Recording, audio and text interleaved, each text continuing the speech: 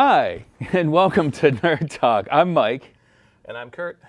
And we're going to have our special guest, Marcus, in just a minute. But first, we're going to just go over some of the news. Actually, why don't we... Can I introduce... Marcus, yeah. Yeah.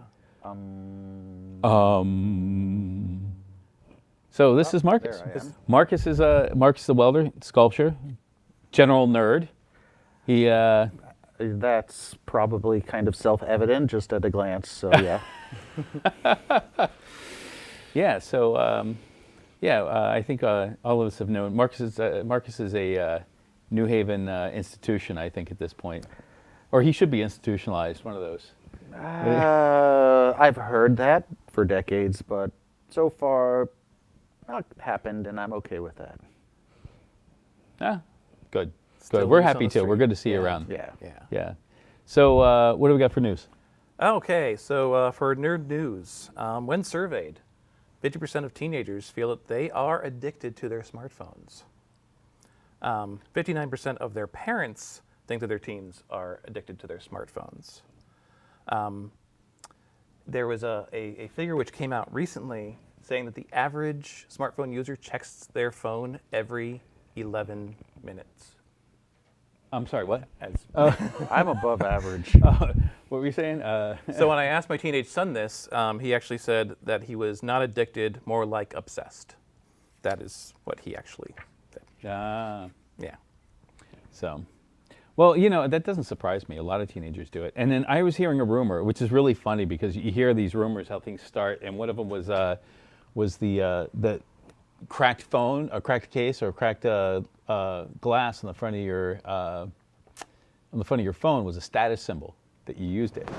And I was talking to teenagers because part of my job is working for a high school, and they were like, "No, we're just broke. That's really it's really what it comes down to. They're broke and they can't afford to fix their phones. Having a nice phone is a status symbol. Having a broken phone just means that you're a regular teenager." So. I was always afraid, I would cut myself on those thin little cuts, so I always got it fixed pretty quick. Yeah, I just put the safety stuff that you're supposed to put on Yeah. there anyway to protect it after I crack it. So. I do that preemptively, and so far it's worked out because I've managed to crack the safety shield and not the phone. Well, that's good. So, yeah, phones. I think people are just generally addicted to phones. So. Yeah. But it was interesting statistics that, yeah. So Facebook paid a 10-year-old hacker $10,000 for discovering and reporting a way to delete Instagram user comments. So that was an interesting move on both their parts, both the 10-year-old hacker and Facebook for actually. Considering most of the comments I see online, I think that's probably not a bad thing. That's maybe not something they should fix. Comments I'd like to delete, yeah. So. Yeah, especially that's like the sewer of the internet is like the comment section anywhere. Yeah, don't read YouTube comments if you want to have any hope in humanity. Or there. Or even the local news. Like if you ever read the New Haven Advocate's comment section. Oh, yeah. Oh, that's right. They're still publishing that. I haven't actually read that in years. It's still online, and you go there in the comment section. It's just suddenly you realize just how horrible I people. find comment sections some people kind of are. handy. Sometimes I start to lose faith in humanity. Then I read the comments section, and my faith is restored. Admittedly, I'm not saying I have faith in the goodness of humanity. Well, So what else we got? What's going on? Our drone watch. A 19-year-old woman in Massachusetts found a drone being used as a peeping Tom into her window at 3 a.m. But when she called the cops, the police said that no laws had been violated, which bugs me a lot. That kind of bugs me too. You would think that, don't you have a certain amount of airspace that's yours above your property or whatever? That's kind of... Technically, if I remember, yes. If he was flying the drone over her property or on her property, then pretty sure that that's not legal. But if he was just hovering it in the air in his yard and aiming the camera at her window, then technically I think it's still legal. Yeah, they Well, didn't, no. Really shady and It's creepy, not. but It's legal. kind of- No, that's like aggravated, into- like aggravated something or another. That's really not. That can't be. It's not legal to stare into somebody's, to intentionally like set up a thing to look in somebody's But if window. he was on like on a Actually, it step is if ladder, it's like staring in through the window, It's- yeah, If, that would be. if you use worse. binoculars from, like, say, your house or whatever to look into somebody else's window and it's visible from there, that is legal. It's, again, sketchy and shady and creepy, but not illegal. Yeah, it is shady and creepy, but yeah, not illegal. The other side of that is apparently in some states, it is totally legal to stand naked in front of your window with no drapes open, as long as you're in your own house. It's perfectly, which again is kind of like a little. That makes a certain amount of sense. But it's kind of weird. Yes, people that do that are kind of weird. People are weird. But People are some weird. people are exhibitionists. In many cases, I'm not interested in seeing their exhibition, but they still have it on display. So Kansas apparently, speaking about on display, is adjusting their laws dealing with drones and their anti-harassment laws, because there was a 16-year-old who was spied on with a drone while she was doing the dishes, which is amazing that a 16-year-old does the dishes, but I'm just wondering, is there like a category online for Watching people wash dishes. gorgeous teen doing dishes? doing dishes. Don't Google that. Now I have to Google that. Oh, I don't know. Other experts, sorry, I've just got a bunch of random drone stuff. That terrorist attacks with drones are not a matter of if, but when. But when I think about what the United States has done to other countries using remote control bombers, it's kind of already started from their point of view, which, yeah. But when it's not- we do it, it's When we justice. do it. When other people do it, it's terrorism. Yeah, Well, so they, depends on the political means or Right. ends, but I will say that, if you're going to have a military intervention, I'd rather have drones than planes and combat troops and things like that going in. great if wars are actually fought like robot wars, if it was just all remote vehicles That would be on a one battle Theory, on it's a- great. on a neutral ground, and that's how you settle it. Yeah, but so far they prefer the idea of having the robots go out and kill other people, not other robots. Yeah, but no, if it was robot versus robot so essentially what Nobody it's would ever essentially- concede. It would just turn into Yeah. another shooting war. Yeah. But if they kept it confined into Go that, back to shooting each other. yeah, but if they keep it confined to that selected battleground, it's a waste of resources and makes the whole area toxic. But it's still easier for the people in the other countries. I don't know. Yeah. Yeah, I don't know. But actually, you know what? Actually, I was walking down the street and somebody had a drone up in the, just kind of flying by and looking down in West Haven. I can't imagine, it wasn't like it was by the beach. It was just kind of walking through. It's not like if you're anywhere outside the beach, it's not like West Haven's all that nice to look at. So I don't know what they're. Under a certain way, I know a lot of people will use them to take photographs for real estate, stuff like that. Also, that's like a new thing. Yeah, it was like a Phantom 2 or 3 Okay. that I saw. Okay, I was looking at one of those. They're selling drones now at Barnes & Noble, so. With cameras. Next, 7-Eleven. Drop We'll be books on carrying- people. It's 2 a.m. You need a drone? Where'd he go? So, yeah, that's All right. that's our drone bit. We could drone on and on, but I could go on about drones. So, and apparently we also got some email coming in. Yeah, we got some mail. We actually got mail. Let's put up our address.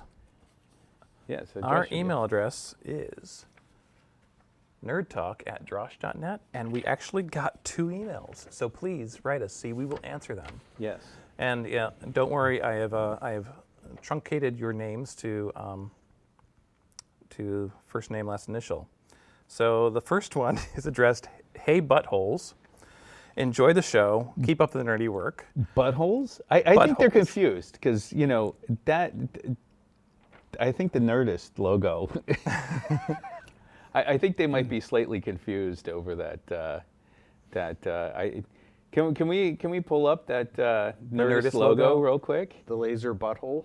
Yeah, look at it. Look. That looks- So I think they're confused, but I'm glad it's a fan mail. That's good. That's good. We yeah. have fan mail. We have fans. Yes. And this is from Perry G. in New Haven. It says, "Do you think that Apple is finished? Will Microsoft destroy them soon?" No. Yeah, No. I think that Apple's going to go strong. I think that between media people and hipsters, I think they have a thriving business. The status, a lot of Apple devices are status symbols. I mean, I like their computers because I like the idea of buying hardware that I know that is guaranteed to work with the software. peripherals that I have, and not only that, their computers are a lot more expensive for the money, but their software is dirt cheap. You know how much it's like? I paid like $200 for Logic. I paid $50 to do Motion, which I used to do the opening for the show, and I did it for the opening of my game show. I mean, how much does that cost from Adobe or Avid? And the hardware may cost more in the beginning, but I think the machines have always, for me, knock wood, if there's wood around here, lasted longer. So I don't know. I tend to go more with using PCs, but then I build my own, and I have actually gotten in the habit of periodically upgrading. And the software expense hasn't been a big issue because I use a fair bit of open source software, and admittedly play quite a few games. So Yeah, if that you're I'm going a to be gamer. paying about the same regardless of the platform. Maybe Perry is a gamer. Maybe that's why he's Well, Perry. well, Write back and let us know. I do have to say that that Windows 10, good job. Actually- Finally, they got some stuff right. After 8.1, I mean, almost anything would have been better, and they actually, I switched over a few months back. I've managed been to good. avoid Windows since Vista. 10. haven't touched Well, it. I also avoided It's, Vista. I you know, jumped straight Linux from and 7 to Mac. 10. Yeah, most places did. In fact, where I work, we're in the process of doing that. But then again, we're also replacing a lot of stuff with Chrome boxes and Chromebooks. Oh yeah, because, that's handy. Yeah, I mean, you've got your. I think that is actually going to dent both of them in a major Yeah. way. Because of Chrome OS, it's based on Linux. It's stable. It's open source, so you can create your own kernel drivers, things like that for it. And I'm looking to reverse engineer Smartboard, which are like interactive whiteboards. I'm looking to do their drivers because they have these special pens that send signals that, yes, I picked up the red pen, or I picked up the blue pen. Oh, nice. I haven't really worked with those. And I'm going to, I don't know how successful I'm going to be, but I'm going to try to reverse engineer, like you look at the USB Right. codes and stuff like that. Well- And we'll, but the best thing about Chrome OS is that it's so amazingly easy. It's all cloud-based administration. Yeah. So you go to Oh, right, Google yeah. and you just create your groups, and you can put all your own Chrome apps in there. Anything that runs on the Chrome browser will run in Chrome OS. So you've got Sheets for spreadsheets, and you've got your word processing, and you've got your presentation software. But also, you can restrict users, you can restrict what networks they're on, you can push out wireless networks for the notebooks and things like that, for the netbooks, so that they know that. And the other cool thing, I don't know if any of you used Google Docs collaboratively, Yeah. where you can just have somebody else come in and everybody can edit it at the same time. You can have Simultaneously, yeah. multiple users come in, and you just have who's editing it. You've got their little logo at the top, and you can click on their logo, and it brings you to where they're making changes, where their cursor is. It's pretty cool stuff. Yeah, I've mostly Good been job, going with Google. Android, so same general Same arena. thing. Yeah, and actually, if you have a whole bunch of Android devices, you can use the same admin console. Right. You got to pay for it, but it's like $5 a device, which really isn't bad. Yeah, It's that cheaper doesn't than sound too Microsoft's licenses. I'm still kind of puzzled by is Apple on the wane and will Microsoft take their place? Because Apple's main place that they've been working lately is in tablets and phones, which are Mobile. two places that Microsoft fails miserably. Microsoft, I think, still holds more of the desktop, but Maybe that's Microsoft what- has not had a good phone OS or phone in. Maybe that's what Perry's point is he's thinking that the Microsoft Windows 10, but I don't know. Perry, Well- more details next time. Yeah, That'll yeah. work. But I'll also say that Surface Thanks for 4, the letter. Surface 4 Pro with the 10, really, really cool. It's an actual full computer as opposed to an iPad. I won't touch it. I don't want to get it on me. Oh, it's good. All It's right. really good. That pen is really awesome, and you can run Photoshop and Adobe Illustrator. As long as it works, I actually don't particularly care who made the OS as long Yeah. as it's functional and effective. And secure. And which secure. Which is a big problem Microsoft has had in the past. Yeah, that in that regard, Apple has been better for over a decade. So Yeah. Speaking of security, that comes to our second email Oh, yes. from Harold P. in West Haven. Dear nerds, I hope this is a joke. I think I got a virus. Will you fix my computer for me? No. Well, I will, but it's I charge. Well, we can't really say our rate, but you can't Oh afford yeah, it. that's right. I can't do that. So yes, yeah, I charge for that kind of thing. I don't do it for free. But I hate that. People going, you like working on computers? Will you fix my computer? I'm like, no, actually no. I work on computers all day long. I would rather not work on computers. I'd rather have some time with my child or to have a nap or something like that. Yeah. You do something for a living. Would you like to do it for free for me? Yeah, it's like going to the dentist saying, I got this toothache. I know you like working on teeth. Marcus, I need some welding done. I know you like welding. okay. Oh, you want it for free? Yeah, because you that's like doing not- it, right? Yeah, that's I like the doing it for attitudes money. towards that's the attitudes towards people like fixing computers. It's like you Yes. wouldn't go to your plumber and say, "Hey, I got a leak. I know you'd like digging. You really I dig think doing I'm this." missing my sound effects too. By the way, As soundboard up. it is, but I don't hear anything. Oh, it's hard for us to tell. Oh, there we go. There we go. Excellent. All Ah, right. fantastic. So that was our nerd mail. So email us for that address up again, please. nerdtalk@drosh.net. Email us. We will answer. Yes. So, Marcus, Marcus. tell us about your sculpting and your welding and some of the pieces that you brought. We'll start with, with sculpting. Let's start with something. Yeah, okay. or welding in general. Welding in general. Well, I work at a shop where we do sculpture fabrication and restoration primarily. Occasionally we've done architectural work, but mostly we just work on sculpture. And it's been extremely handy for me because I've always been working with art, doing either painting or sculpture for the most part, occasionally other sorts of multimedia type projects. But I started working at Versteeg Art Fabricators, let's see, June of '99, so a few years ago. In any event, it really helped with just refining my metalworking skills as well as learning a lot more than I used to know about things like painting and patina and everything. And it's just something I've always done. I've always made things. When I was a kid, my toys would break. I would then dismantle the toy and put them together into other combinations. When I played with action figures and like an arm or leg broke, I would actually build them like a prosthetic out of like bits of wire and other things I had around. That's fantastic. So I had cyborg action figures even when the set didn't originally have cyborgs in it.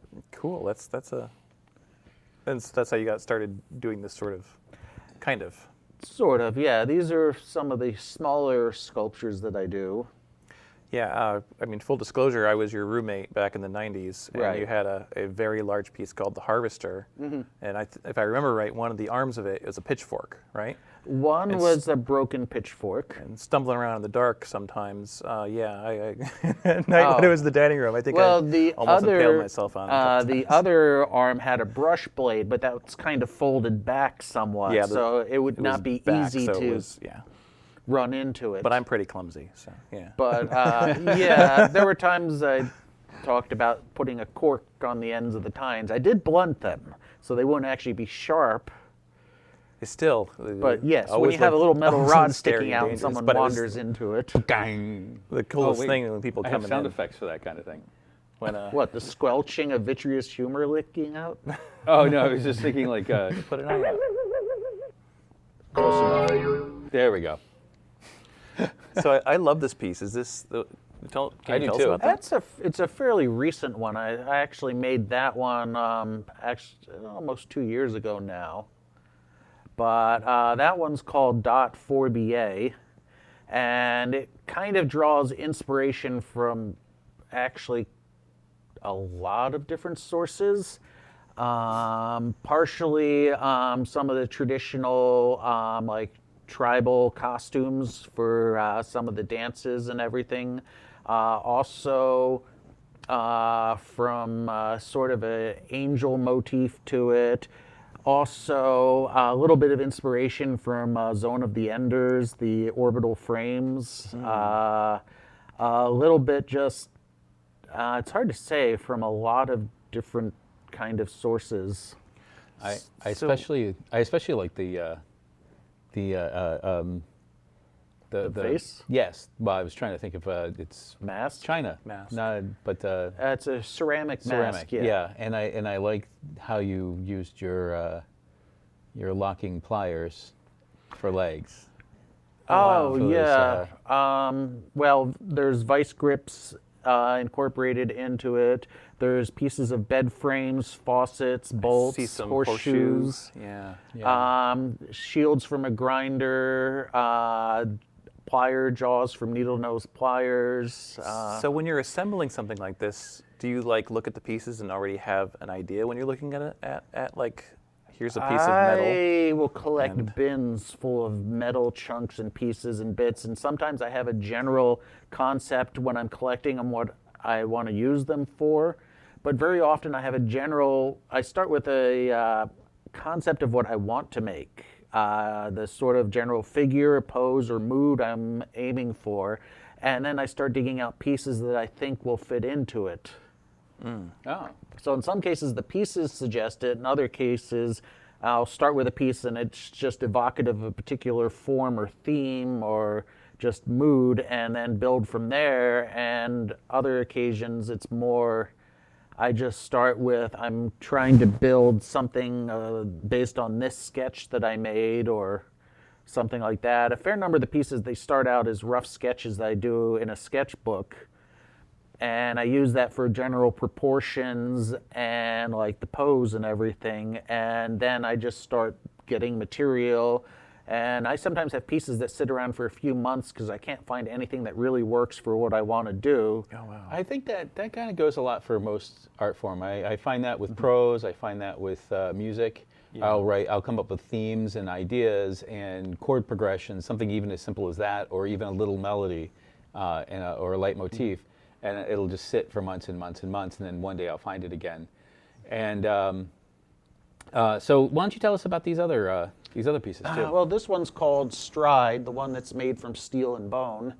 It started out as that I had a heavily weathered and chewed up deer skull that I'd found in the woods. Can I turn that so And- that people can see that a little bit?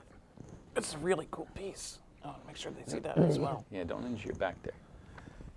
And the initial, actually, when I started to work on it, I was thinking that I'd make something kind of more evocative of a turtle, but then I started to just build the general frame, and I decided I'd go for something much more sort of longer limbed.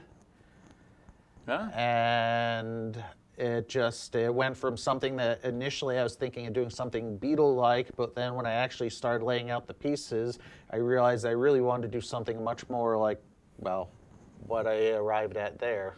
Oh, fantastic. And it really is. There's not a lot of. Here, I'll turn it back. There's not a lot of facial details, but it actually has like a personality to it. If you look at it, the way you made it gesture and gesture.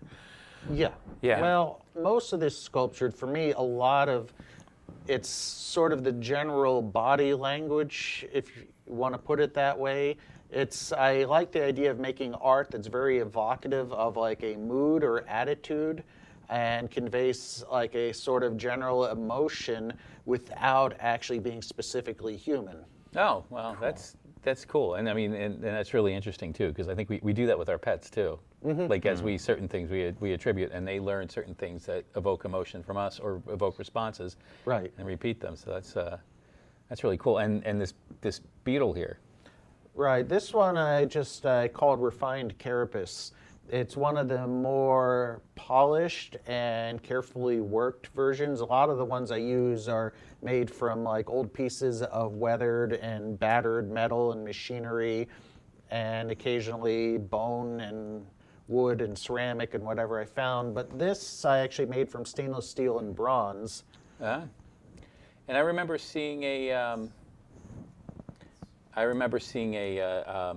piece that you made very similar to this with, I think it was like a tractor seat, a metal tractor seat. Yeah. Yeah. I actually have done a whole series. I don't know the exact number, and it depends on how loosely you define it, but I have a series that I've been referring to as luminous drones for somewhere around 20 years now, which are just various sort of insectile sculptures. They're designed to be lights that can be mounted on like a surface like this, or it's got mounting rings so you could put it on a wall or ceiling. Oh, cool. That would actually be a great ceiling lamp. That'd really creep people out. Yeah. Are we getting? So this is really cool stuff. Do you have any stuff on permanent display anywhere? Like any? Not really. I have a few larger pieces. None of them are more than about 8 feet tall or so that are basically in the front yard. But So if you're randomly driving around any, New Haven and you see creepy sculptures, most likely it's his place. like something that looks like a big cross between a steam shovel, draft horse, and a bulldog. That's one that I call Dog, oddly enough. And that's in the front yard of the house. But mostly, I don't have anything on permanent display. I've had a few people inquire, but I've never really kind of set things up to try to have them located somewhere permanently. Well, that's great. But I hope you get some. I've loved your work for years, so thank you so much for coming today and bringing these pieces. Yeah. It's wonderful. We're getting a symbols to wrap it up. Yeah. So why don't we do that? And today is May the 4th. We're taping is May the 4th, so May the 4th be with you. Yes.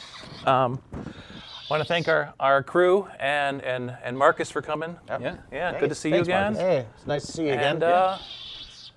And hope to see you all soon. Yes. Email us and let us know if you have any questions or any comments. Bring up that email address again. What was it? NerdTalk@drosh.net. Yep. And thanks for watching. Yeah. Have a good night, everybody. Night. Roll credits or whatever it is. Yes. Yes, okay. Roll it. And then we'll do one of those Marvel post-credits things. Oh.